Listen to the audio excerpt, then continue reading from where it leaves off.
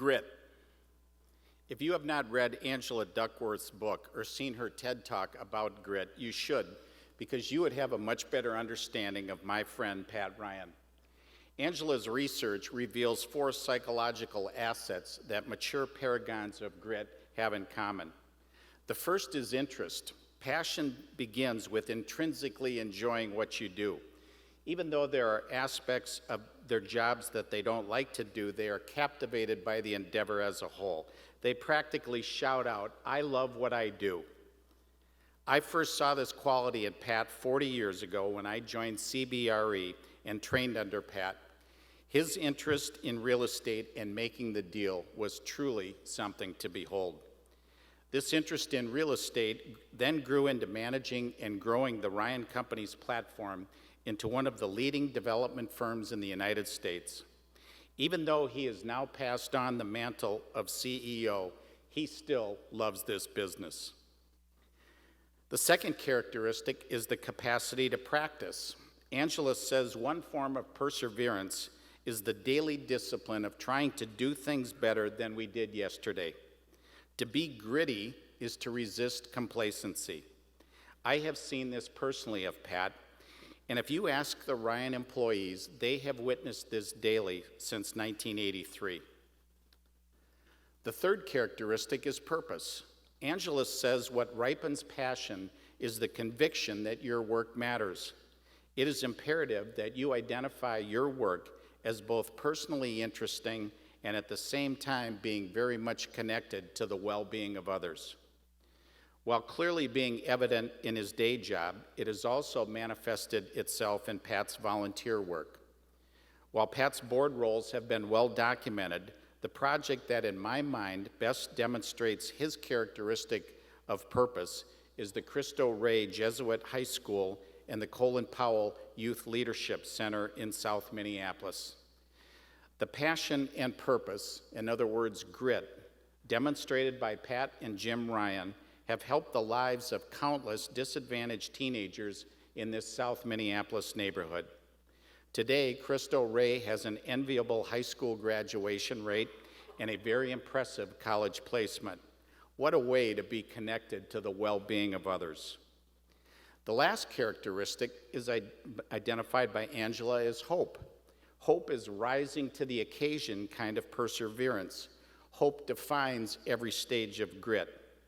At various points, in big ways and small, we all get knocked down. If we stay down, grit loses.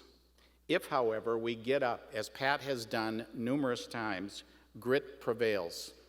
Clearly, the best example of this hope was demonstrated in 2009 during the worst real estate recession seen in modern times. It was also a very painful time when Pat lost his mentor, best friend, and the CEO of the Ryan Companies, Jim Ryan. Fortunately, grit prevailed. And tonight, I think Jim is looking down with that big grin and letting all of us know how deserving Pat is of this Hall of Fame award. Patty, please come up and get your award.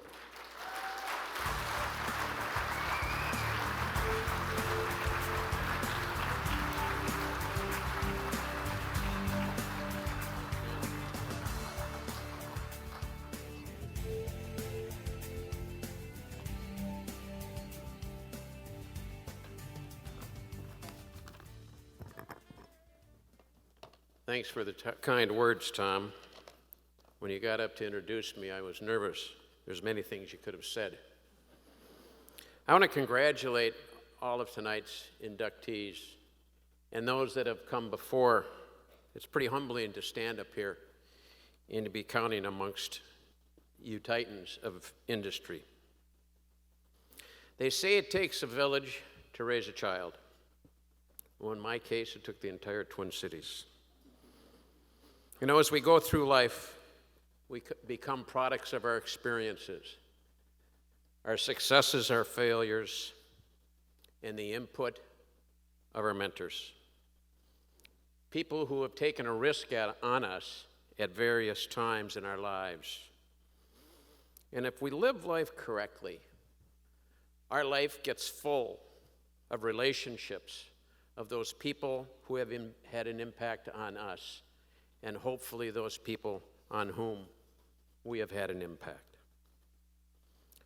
40 years ago, as Tom mentioned, two young real estate brokers were thrown together to work on projects. The other one was Tom. We didn't choose each other. We were assigned to one another. And in a very brief period of time, we developed a rapport and then a deep respect. Tom became my first business partner in my career.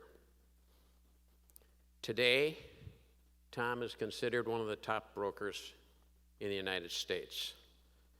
That partnership worked better for me than it did for him. We still work on projects, but more importantly, we remain great friends. Thanks for taking a chance on me, Tommy.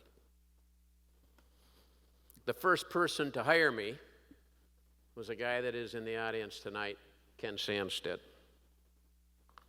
For some unknown reason, he took a chance on hiring a ski bum on April Fool's Day nonetheless, and he mentored and molded me to become a business person.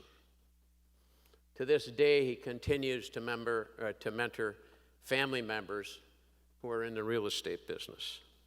Ken, thanks for taking the risk. And then there's my cousin Jim, who took a risk on me in 1983 and brought me into a family business, one which my mom and dad were not involved.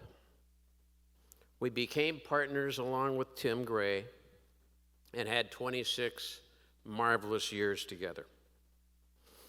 Through Jim's actions and not his words, he showed me what humility, sincerity, and commitment looks like.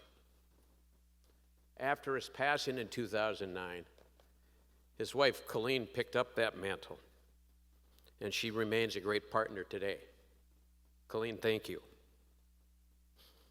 And then there's my loving wife of 41 years, our 5 adult children. They're tremendous spouses. They collectively have taught me how to love,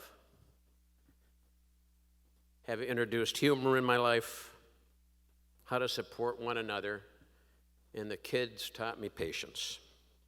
To them, to you all, I'm deeply appreciative.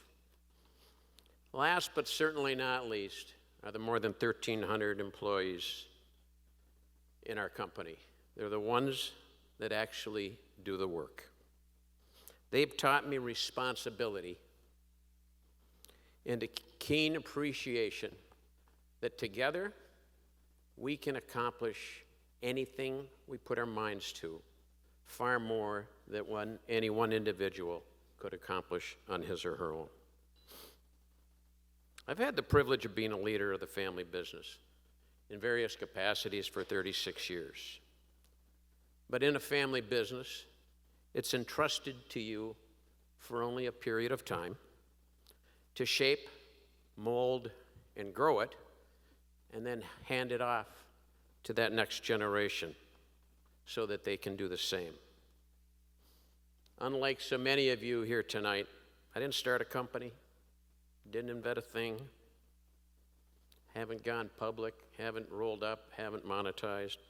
We remain a family business, much like we were in 1938. And that family business today is run by Brian Murray, the first non-family CEO who leads our people and is doing a marvelous job. Thanks, Brian, for taking a chance on us. We've got 4th generation in the business, and we are making decisions that are going to be impacting us and hopefully laying the groundwork for the next couple of decades. You know, as a family, we believe it's our job. No, let me rephrase that. It's our responsibility to support the business, and it's not the business's responsibility to support the family. Multi-generational family businesses play an important role in the infrastructure of business and community. We plan decades in advance, and we feel deeply about our responsibilities to the community in which we serve. We do that not only for altruistic reasons, but it's smart business, because a healthy community leads to healthy business. So I stand here tonight, and I'm proud to accept the honor on behalf of all of those who have mentored, partnered, worked with, and have taken a risk on me. Thank you.